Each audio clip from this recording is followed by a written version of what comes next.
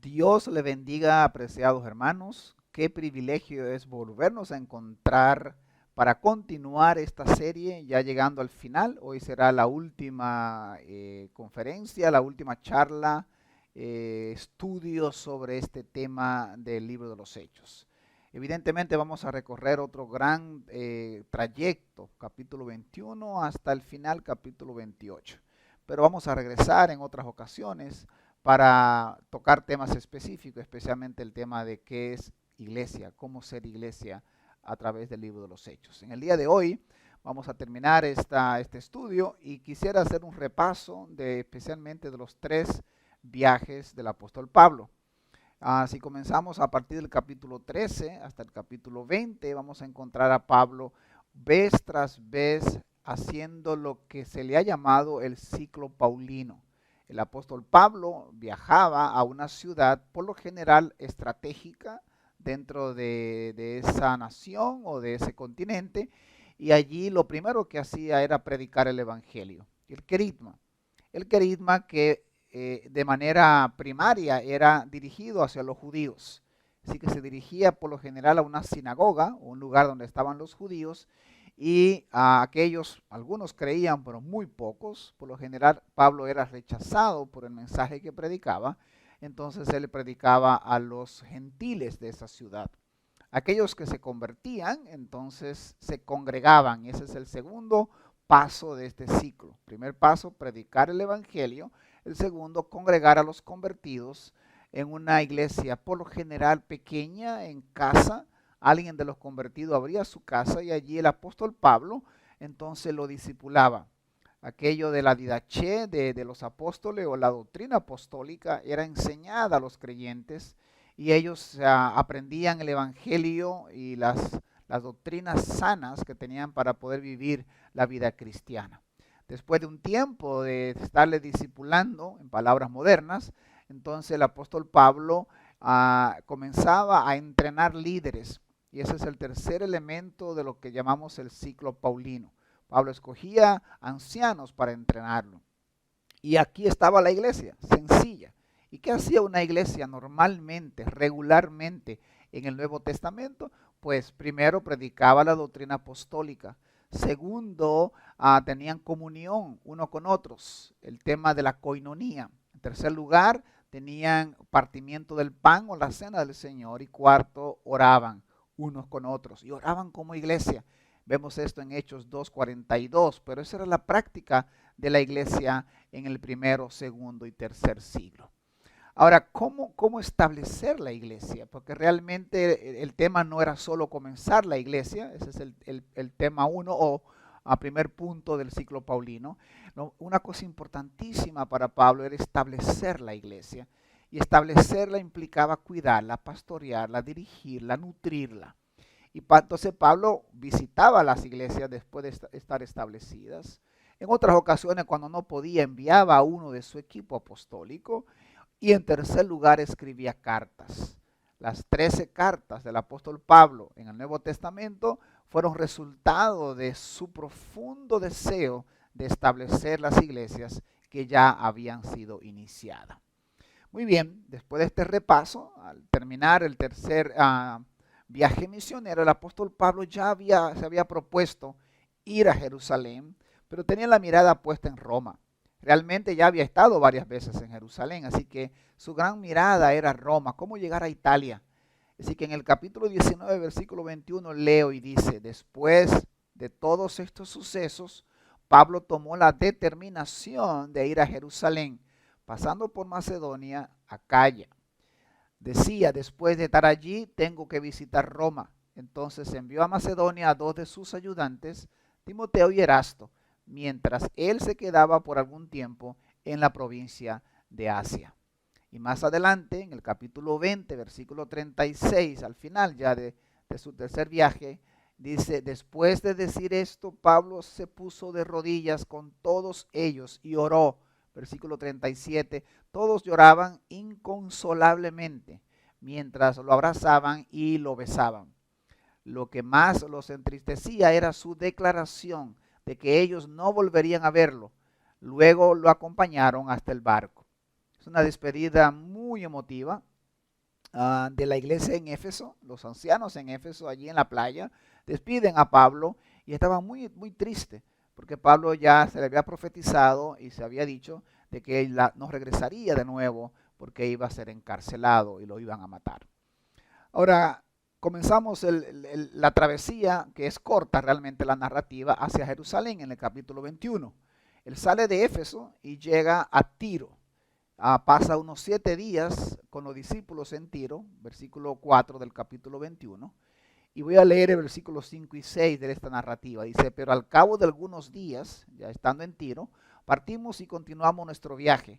Todos los discípulos, incluso las mujeres y los niños, y quiero resaltar esta parte, las mujeres y los niños también, nos acompañaron hasta las afueras de la ciudad. Y allí en la playa nos arrodillamos y oramos. Luego de despedirnos, subimos a bordo y ellos regresaron a sus hogares. De mucho impacto este pasaje, porque las mujeres, los niños, los hombres, ancianos de toda edad acompañaban a Pablo, y el impacto evangelístico y el impacto de vidas cambiadas del apóstol Pablo en toda Asia afectó a toda la familia. Eso es muy importante.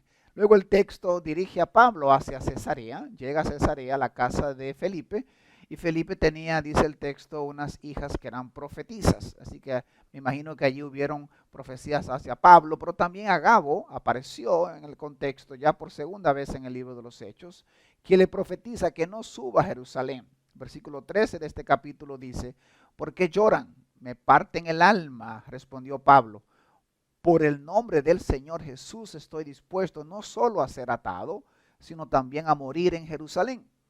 Como no se dejaba convencer, desistimos exclamando que se haga la voluntad del Señor. Así que Pablo continuó con su llamado, con la encomienda que Dios le había dado. Pablo sube a Jerusalén, versículo 17, y allí lo reciben de manera calurosa los hermanos. Al siguiente día ve y se encuentra con Jacobo, y ya comienza el problema. Versículo 27, se arma el primer gran tumulto, porque unos judíos de la provincia de Asia lo acusan, y allí comienza el problema. En el versículo 30, toda la ciudad se alborotó e intentaron matarlo y lo golpearon. Lo detiene un comandante romano, quien realmente Dios envía para salvar a Pablo. Así que lo llevan al cuartel, y allí Pablo se acerca a la grada, de tal manera que podía hablar o ver, que la gente lo mirara, y se armó una violencia terrible que tuvieron que rápidamente protegerlo, porque el pueblo lo quería matar. De hecho, el versículo 36 dice que lo maten, que lo maten. Esa era la sentencia que el pueblo quería hacia el apóstol Pablo. Pablo habla en arameo a la multitud, y allí cuenta su testimonio acerca de su encuentro con el Mesías, con Jesús, y también habla de lo que había hecho a partir de ese momento.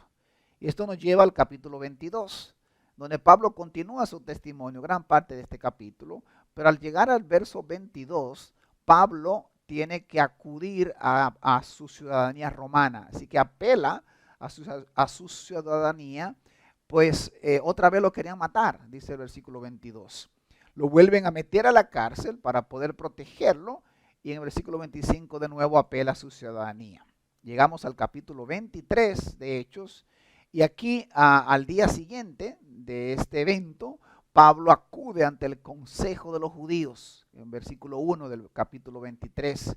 Es golpeado de manera increíble en la boca por el sacerdote Ananías, y Pablo se enfurece, predica y lo llama hipócritas a él y a todos, y allí él introduce, como siempre lo hacía una vez y otra vez, el tema de la resurrección, pero de manera estratégica, buscando que molestara especialmente a los fariseos que no creían en la resurrección. Dios se le revela esa noche al apóstol Pablo para hacerle saber que él ha dado testimonio en Jerusalén, pero que también Dios quiere que lo haga en Roma. Versículo 11. Ahora aparece una nueva conspiración que intenta matar a Pablo, pero un sobrino de Pablo, hijo de su hermana, lo descubre y habla al comandante. Versículo 16 dice que los judíos habían hecho juramento de no comer hasta lograr matarlo, así que tramaron pedir que lo llevaran a un juicio para matarlo en el camino. Esa misma noche trasladan a Pablo a Cesarea por orden de Claudio Licia, y en Cesarea lo recibe el gobernador Félix. Y así llegamos al capítulo 24. Aquí en los primeros versículos dice que pasaron unos 5 días y luego los sacerdotes aparecen de nuevo, en esta ocasión contratando a un abogado, quien proclama y dice: hemos descubierto que este hombre es una plaga que provoca disturbios por todas partes y es cabecilla de la secta de los nazarenos, versículo 5 de este capítulo 24. Pablo se defiende, por supuesto, de esta acusación y no le encuentran ni delito alguno. Vuelve a tocar el tema de la resurrección y siempre lo hace con un propósito, ¿no? Félix y la esposa lo escuchan y tienen miedo por lo que escuchan del apóstol Pablo. En el versículo 26 dice que Félix esperaba que Pablo le ofreciera dinero. Por eso lo llamaba con frecuencia y conversaba con él, buscaba un diálogo con Pablo. Evidentemente el tema de la corrupción siempre ha existido, no solamente es de hoy. Duró unos 2 años preso el apóstol Pablo, y Porcio Festo, entonces viene como sucesor de Félix, y ahí llegamos al capítulo 25. De inmediato, ya con Festo a la cabeza, los jefes de los sacerdotes acuden a Festo para acusar a Pablo otra vez. Están buscando una nueva oportunidad para asesinar a Pablo, versículo 23 del capítulo 25. Festo no se presta y dice que lo juzguen en Cesarea, donde él está preso. Ahora, lo que hace Festo es que convoca al tribunal y no encuentra nada de qué juzgar a Pablo, y entonces Pablo apela de nuevo al César en el versículo 11. Festo consulta al rey Agripa, quien tampoco encuentra delito alguno. Versículo 19 del capítulo 25 dice: más bien tenían contra él algunas cuestiones tocantes a su propia religión y sobre un tal Jesús ya muerto, que Pablo sostiene que está vivo. Yo no sabía cómo investigar, dice, tales cuestiones, así que le pregunté si estaba dispuesto a ir a Jerusalén para ser juzgado allí con respecto a esos cargos. Pero como Pablo apeló para que se le reservara el fallo al emperador, ordené que quedara detenido hasta ser remitido a Roma. Así que esa fue la decisión que se tomó, tanto por Festo como Agripa no se opone. Llegamos al capítulo 26, donde Pablo está ante Agripa. Allí Festo, en el versículo 24, avanzada la narrativa del capítulo, piensa que Pablo está loco, porque Pablo predica y habla de un Cristo vivo y levanta la defensa de la fe ante Agripa y ante Festo. Así que Festo declara que Pablo está loco. Ahora Pablo sigue testificando y Agripa proclama en el versículo 28, un poco más y me convence a hacerme cristiano. Miren el poder y el efecto de un hombre que está preso, un hombre que ha escapado a la muerte muchísimas veces, que lo quieren matar constantemente, pero sigue proclamando el evangelio. Aquí hay una gran enseñanza y una gran lección para nosotros en el siglo XXI.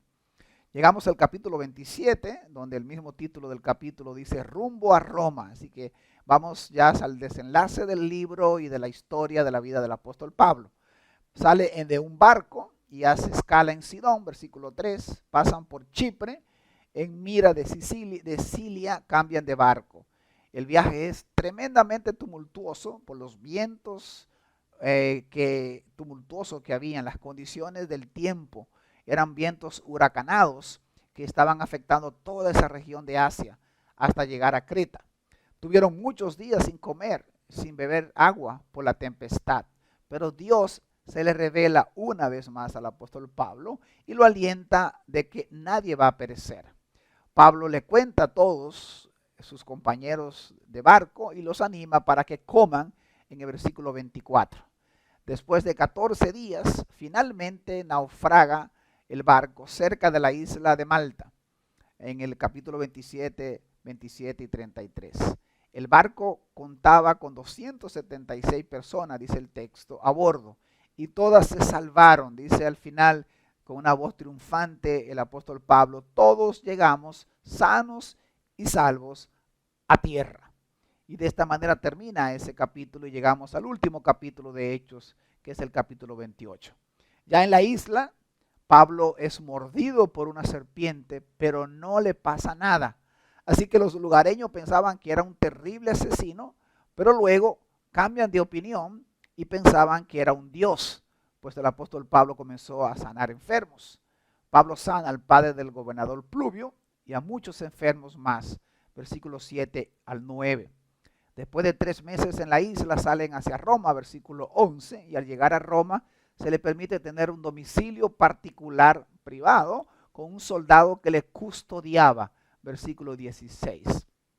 Apenas pasan 3 días después de estar en Roma y Pablo inmediatamente convoca a los dirigentes judíos para hablarles de su testimonio de vida. Interesante, hasta el final de su vida Pablo fue congruente. Los judíos primero, luego los gentiles. Ahora interesante, de nuevo rechazan el llamado de Pablo. Pablo dedicó toda una mañana hasta la tarde, dice el texto, explicándole y testificándoles acerca del reino de Dios y tratando de convencerlo al respecto a Jesús. Versículo 23. Y voy a leer 24 hasta el 30 para terminar esta narrativa. Dice el 24, unos se convirtieron por lo que él decía, pero otros se negaron a creer, no pudieron ponerse de acuerdo entre sí y comenzaron a irse cuando Pablo añadió esta última declaración. Con razón el Espíritu Santo les habló a sus antepasados por medio del profeta Isaías diciendo, y me detengo. Quiero que escuchen detenidamente esta profecía que Pablo les recuerda a los judíos al final de su vida. Dice, ve a este pueblo y dile, por mucho que oigan, no entenderán, por mucho que vean, no percibirán, porque el corazón de este pueblo se ha vuelto insensible. Se les han embotado los oídos y se les han cerrado los ojos. De lo contrario, verían con los ojos, oirían con los oídos, entenderían con el corazón y se convertirían y yo los sanaría.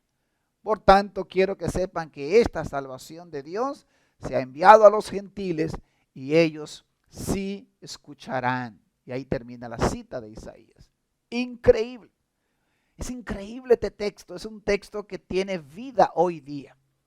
Si usted se pone a pensar, el mundo hoy está sufriendo una gran crisis con esto del COVID-19, la pandemia que estamos viviendo por el famoso COVID que viene de la rama de los coronavirus. ¿Por qué? Porque el hombre ha dejado de escuchar y lo que escuchan no lo entienden. Lo que ven no lo pueden percibir como parte de la mano de Dios obrando en el mundo. Su corazón se ha vuelto insensible. El hombre, la mujer posmoderna dice que cree en Dios. De hecho, dice que va a una iglesia y a veces va a una iglesia, pero realmente tienen sus oídos embotados. No pueden escuchar, no pueden coordinar o entender lo que está pasando con lo que Dios está haciendo y nosotros no lo vemos muchas veces. Se han cerrado sus ojos. Dice, de lo contrario, verían con los ojos y eso es lo que no está pasando. Oirían con los oídos y no está pasando eso. Entenderían con el corazón y se convertirían. Y yo los sanaría. Ahí está la fórmula para la sanidad de todo el planeta. Y veíamos esto el día de ayer en un video que colgamos para todos ustedes acerca de Lamentaciones capítulo 3. Si no nos volvemos a Dios, no nos vamos a sanar. La tierra va a seguir enferma y una tierra enferma a sus habitantes. Y eso es lo que está pasando, mis hermanos. Voy a dejarlo acá porque no quiero ocupar mucho tiempo en este estudio. Ahora, quisiera terminar con el versículo 30 y 31. Dice que durante 2 años completos, los últimos 2 años de vida del apóstol Pablo, permaneció Pablo en la casa, recuerden que estaba preso, ¿no? Estaba detenido, que tenía alquilada y recibía a todos los que iban a verlo. Predicaba el reino de Dios y enseñaba acerca del Señor Jesucristo sin impedimento y sin temor alguno. Solo le hago esta pregunta para que la conversen en el grupo. El grupo va a tener también una lista ya de preguntas para dialogarla. Pero, ¿qué hacemos? Agrego esta pregunta. ¿Qué hacemos durante esta cuarentena? Mire, el apóstol Pablo estaba preso, estaba encadenado, estaba en un preso domiciliario en su casa alquilada, pero tenía inclusive un soldado que lo custodiaba. Pero no dejaba de recibir, vamos a decir, de predicar el evangelio, de discipular, de entrenar líderes que por 2 años lo visitaron. Y no dejaba de enseñar, dice, acerca del Señor Jesucristo. y sin impedimento alguno y sin temor alguno enseñaba. Nosotros apenas tenemos 30 y pico de días confinados, pero ¿qué estamos haciendo? ¿Cómo estamos usando nuestro tiempo para discipular a otro, para hablar del evangelio? Es una gran pregunta que podíamos conversar en nuestro grupo. Ahora, quisiera terminar, porque no quiero dejar pasar esto sin que nosotros estemos respondiendo a esta realidad. Nosotros tenemos un gran desafío por delante. No pierda la oportunidad. No permita que termine esta crisis sin que nosotros realmente nos volvamos a Dios. Así que voy a dejarlo acá. Hay preguntas diseñadas para los grupos ahora después del video. Espero que lo puedan conversar hoy domingo, pero también que puedan hacerlo durante la semana y podamos exprimir estos capítulos y todo el libro de los Hechos y podamos entonces tener claridad de qué quiere Dios con nosotros hoy día, qué quiere Dios con la iglesia hoy día. Así que Dios le bendiga, que tengan un glorioso día hoy domingo y una gran semana para celebrar la victoria que tenemos en Cristo Jesús. Dios le bendiga.